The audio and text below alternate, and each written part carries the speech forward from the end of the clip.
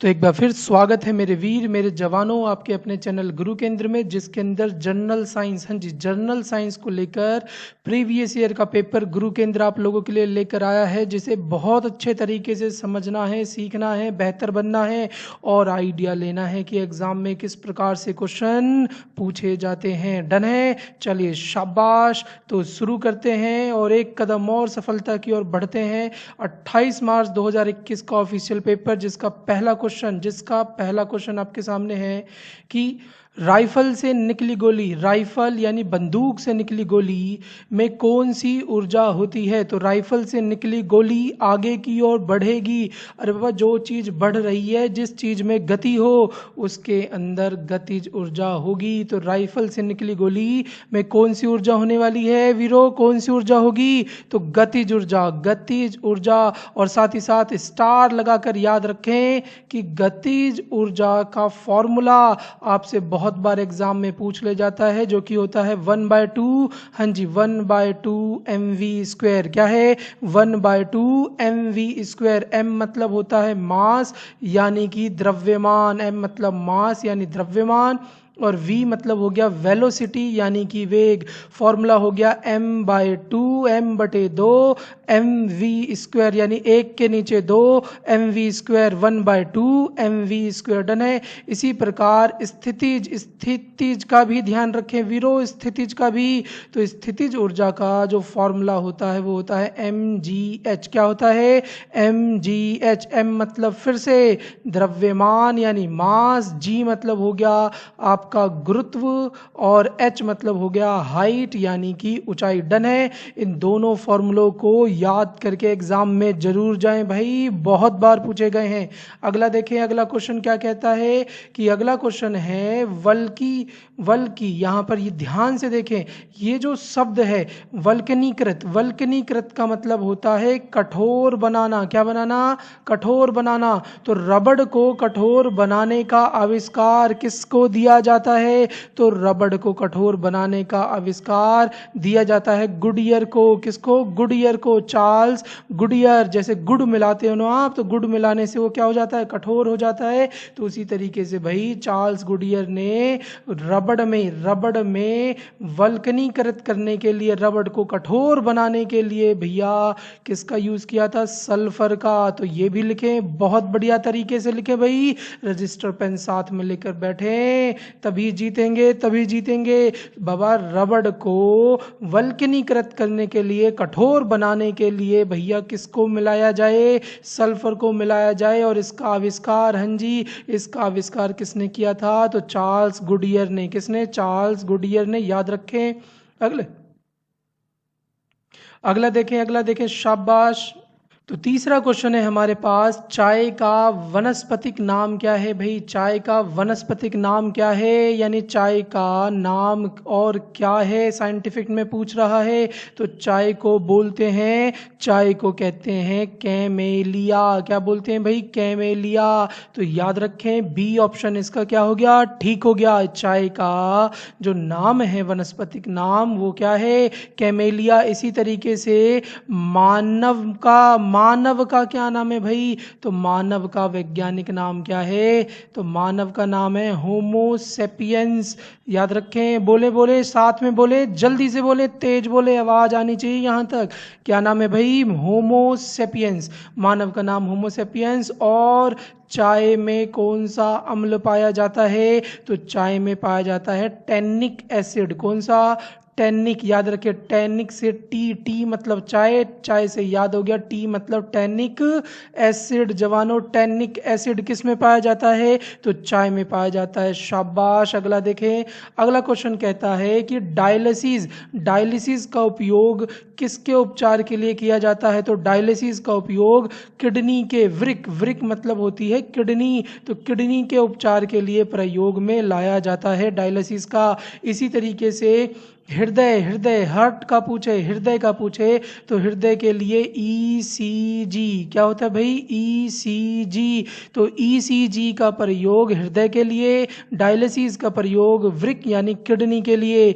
ECG की full form भी याद रखें, इलेक्ट्रो इलेक्ट्रोकार्डियोग्राफ, इलेक्ट्रोकार्डियोग्राफ, क्या याद होगा भाई, फिर से बोलें, साथ में बोलें, इलेक्ट्रोकार्डियोग्राफ, डन है। और मस्तिष्क के रोग को पता करने के लिए ईईजी, हाँ जी, मस्तिष्क की गतिविधियां जो पता की जाती हैं वो ईईजी से पता की जाती हैं। ईईजी, अगर ईईजी है तो मस्तिष्क, ईसीजी है तो हृदय, और डायलिसिस है तो किडनी, डन है यहाँ तक।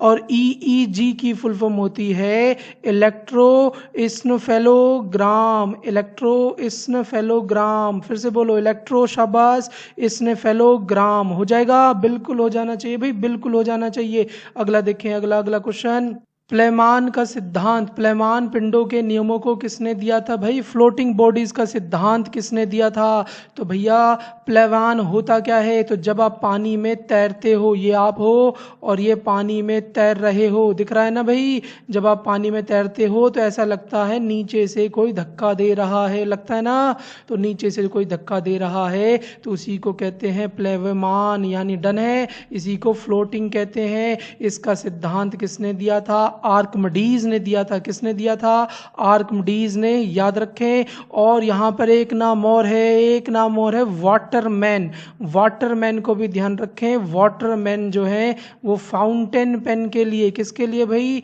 फाउंटेन पेन के लिए। अगर एग्जाम में आपसे पूछे कि फाउंटेन पेन का आविष्कार किसने किया था, तो फाउंटेन पेन का जो आविष्कार है वो किया गया था वाटरमैन के द्वारा, डन है, किसके द्वारा, वाटरमैन के द्वारा। और ये भी लिखें कि फाउंटेन पेन किस सिद्धांत पर कार्य करता है, इसका सिद्धांत क्या है, तो फाउंटेन पेन जो है ये केशिक्तव के सिद्धांत पर काम करता है, केशिक्तव के सिद्धांत पर। क्या होता है केशिक्तव का सिद्धांत, तो आपने देखा होगा ना, लालटेन के ऊपर तेल, लालटेन में तेल कहाँ चढ़ता है, ऊपर की ओर, कहाँ चढ़ता है, ऊपर की ओर, इसी को केशिक्तव कहते हैं।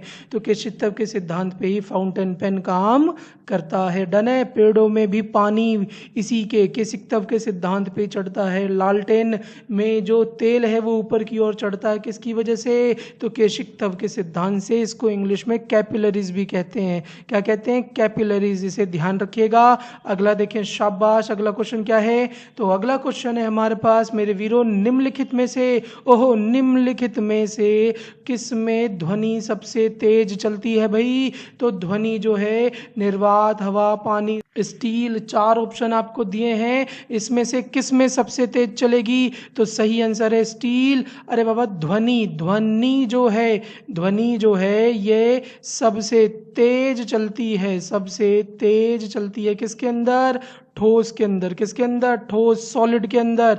और स्टील जो है वो क्या है भाई, तो ठोस है, डन है। और सबसे धीमी पूछे, सबसे धीमी किस में होगी, तो सबसे धीमी जो होती है वो होती है निर्वात में, किसमें, वैक्यूम में, निर्वात में, डन है। अरे बाबा, ध्वनि सबसे तेज ठोस में, सबसे धीमी निर्वात में। और इसी का उल्टा कर दिया जाए, इसी का उल्टा कर दिया जाए तो प्रकाश जो है, अरे बाबा, प्रकाश जो है सबसे तेज किस में जाएगी, निर्वात में। सबसे तेज प्रकाश किस में जाएगी, निर्वात में। और सबसे धीमी हो जाएगी, सबसे धीमी हो जाएगी किसमें, ठोस में। बात समझ में आई या नहीं आई। और स्टार लगाकर, स्टार लगाकर लिखें, ओहो, इसमें प आ रहा है, प प प, प से हो गया अनुप्रस्थ, याद रहेगा, प से क्या हो गया, अनुप्रस्थ। देखो मैच कर रहा है ना, अनुप्रस्थ।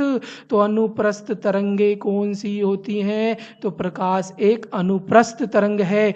और अनुदैर्घ्य पूछे, क्या पूछे, अनुदैर्घ्य तरंगे, तो अनुदैर्घ्य तरंगे कौन सी होती है, तो देखो ध्वनि में धा धा, धा धा मैच कर रहा है ना, तो अनुदैर्घ्य तरंगे जो हो गई वो ध्वनि हो गई। बात समझ में आ गई। अरे बाबा, ध्वनि जो है वो अनुदैर्घ्य तरंगे है और प्रकाश जो है वो अनुप्रस्थ तरंगे है। वीरो आया समझ में, आ गया तो इसे शेयर करें, शेयर करें, आगे बढ़ें, शाबाश। अगला देखें क्या है क्वेश्चन, अगला क्वेश्चन है, कार्बन का सबसे कठोर रूप क्या है, तो कार्बन का सबसे कठोर रूप है हीरा, कार्बन का सबसे कठोर रूप है हीरा। और ये जितने भी सामने लिखे हुए हैं, हीरा, कोयला, चारकोल, ग्रेफाइट, ये सब कार्बन के अपरूप हैं, क्या हैं, कार्बन के अपरूप। तो इसे भी समझकर समझे लिखें, ध्यान रखें। कार्बन का अपरूप हीरा होता है, कोयला होता है, चारकोल होता है, ग्रेफाइट होता है, जिसमें सबसे कठोर होता है कौन? हीरा। सबसे कठोर कौन सा होगा? हीरा। और हीरे को जलाने पर, हीरे को जलाने पर बाबू, हीरे को जलाने पर, अगर हीरे को आप जलाओगे ना तो हीरे को जलाने पर मिलता है कार्बन, क्योंकि ये इसका शुद्ध रूप है।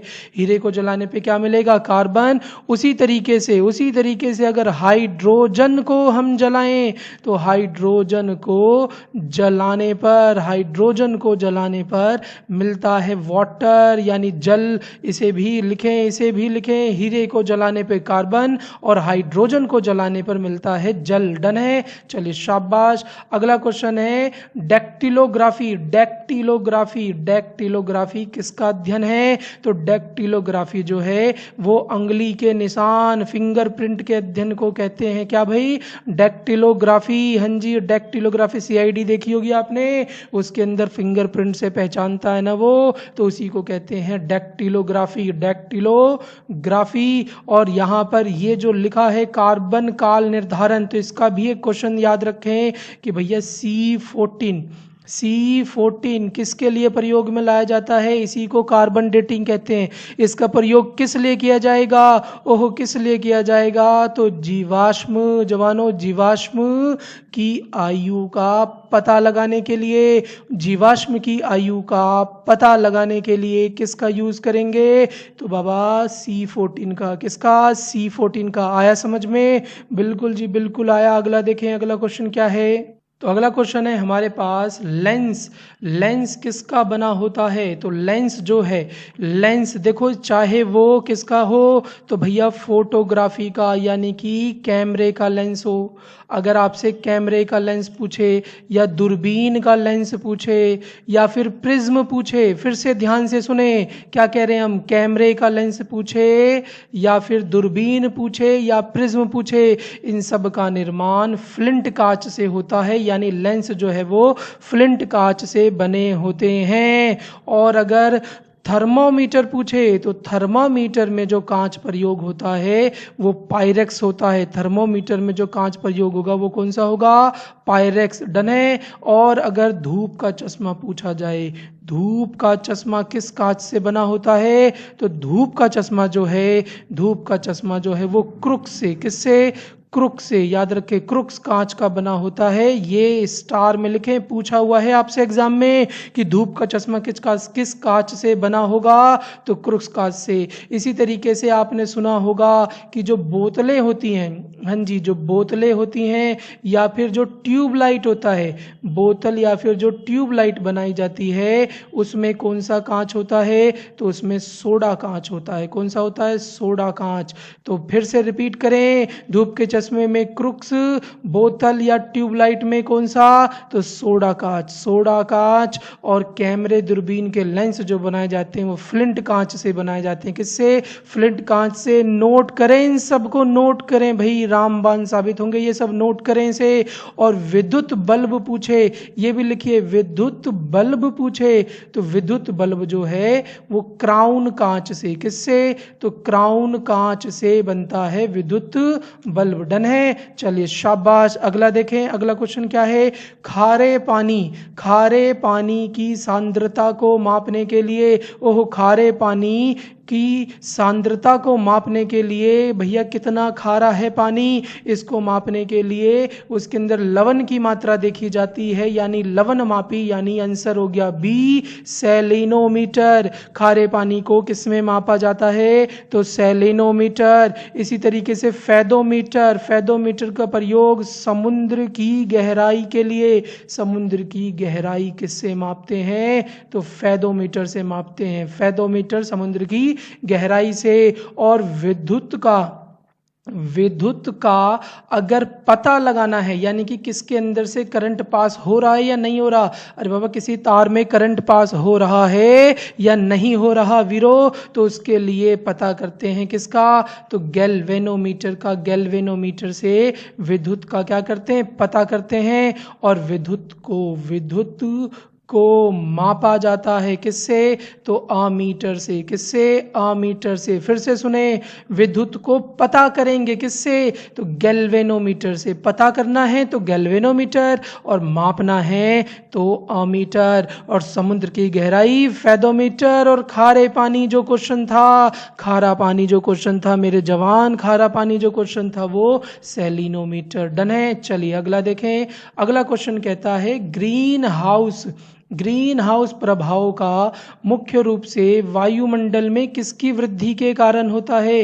अरे बाबा, ग्रीन हाउस इफेक्ट किसके कारण होता है? तो ग्रीन हाउस होता है कार्बन डाइऑक्साइड के अंदर।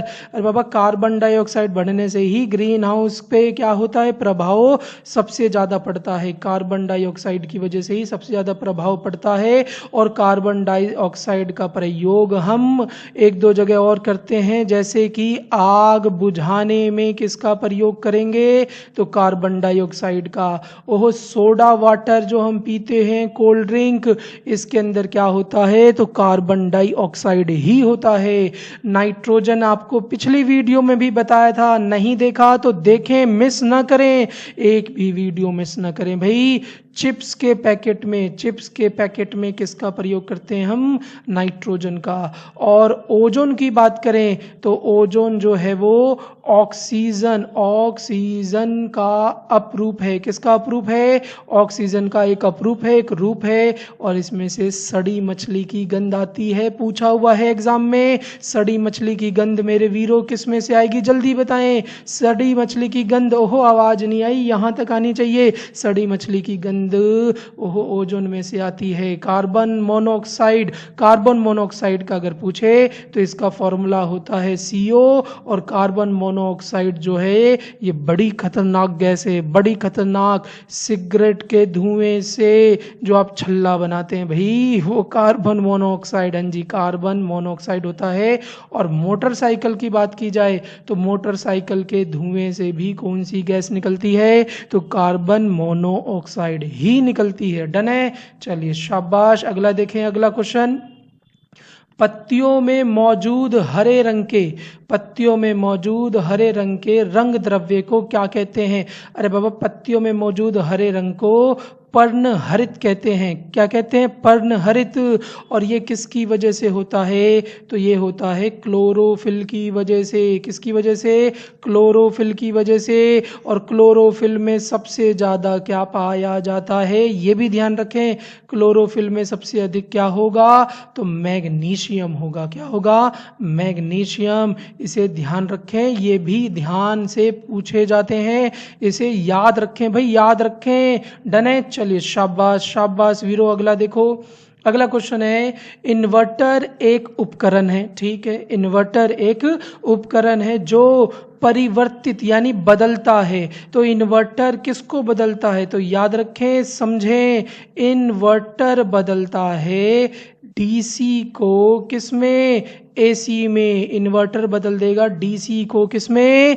AC में। और AC को DC में अगर बदलना है, AC को DC में बदलना है, तो उसके लिए हमें चाहिए रेक्टिफायर। क्या चाहिए भाई? रेक्टिफायर। तो यहाँ इन्वर्टर की बात कर रहा है, तो इन्वर्टर DC को बदल देगा AC में, तो DC को बदल देगा AC में, यानी ऑप्शन नंबर C सही बनेगा। तो लिखें इसे नोट करके, शाबाश। अगला है क्वेश्चन, पोटेशियम कार्बोनेट वीरो, पोटेशियम कार्बोनेट का सामान्य नाम क्या है जवानों? पोटेशियम कार्बोनेट को सामान्य रूप में कहते हैं पर्ल ऐश। क्या कहते हैं भाई? पर्ल ऐश। डन है। और सिरका या फिर विनेगर में अगर आपसे पूछे क्या पाया जाता है, तो एक एसिड पाया जाता है। कौन सा? तो एसिटिक अम्ल। कौन सा? एसिटिक अम्ल। और सोडा पूछे, सोडा, तो सोडे में पाया जाता है कार्बन डाइऑक्साइड। अभी बताया था हमने, सोडे में क्या होगा? Carbon dioxide. और खाने वाला सोडा, स्टार लगाएं, इस पे स्टार लगाएं, खाने वाला और धोने वाला, खाने वाला और धोने वाला। तो बाबा इसे याद कैसे करें? तो खाने वाला सोडा, खाना घर पर कौन बनाती है? तो आपने एक बाई रख रखी है घर पे, जो घर पे क्या करती है भाई? खाना बनाती है। तो बाई जो है वो खाना बनाएगी, तो बाई से याद हो गया सोडियम बाई कार्बोनेट, जिसमें बाई लग जाए वो कौन सा भाई, तो खाने वाला, क्योंकि बाई जो है वो खाना बनाती है। याद हो गया भाई, सोडियम बाई कार्बोनेट। और अगर ये बाई चली गई, बाई अगर क्या हो गई, चली गई, तो वो अब कौन सा हो जाएगा, तो धोने वाला सोडा हो जाएगा। तो सोडियम बाई आ जाए तो खाने वाला सोडा, और बाई हटा दें तो धोने वाला सोडा। डन है। इसके फॉर्मूले को भी ध्यान रखें, NaHCO3, NaHCO3 ये आपका सोडियम बाइकार्बोनेट यानी खाने वाला, और Na2 और CO3, Na2CO3 बोले तो ये हो गया धोने वाला सोडा। कौन सा भाई, धोने वाला सोडा। अगला देखें, शाबाश, अगला क्वेश्चन।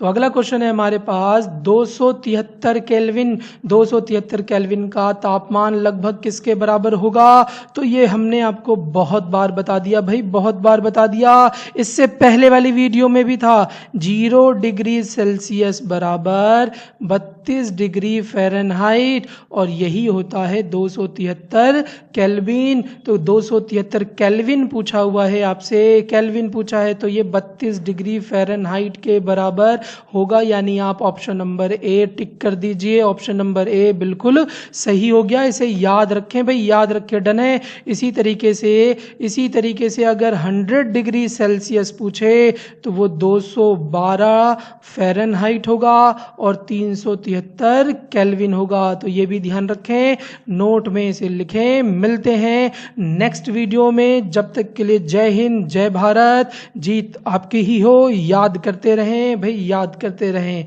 डन है। चलिए शाबाश, नेक्स्ट वीडियो में मिलते हैं।